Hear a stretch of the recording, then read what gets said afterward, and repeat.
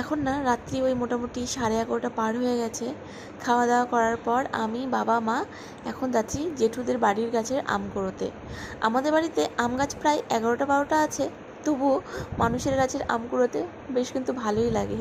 দেখতেই পাচ্ছ এই ছোট্ট ছোট্ট লিচুর মতো আমগুলো এত মিষ্টি আর দেখতেও না অপূর্ব।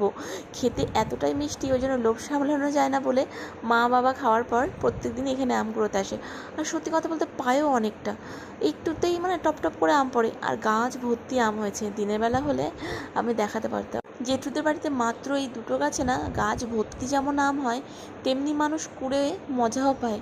মানে এই গাছে যদি আম কুড়োতে কেউ আসে 5 মিনিটে এক ভর্তি ঝোলা হয়ে যাবে।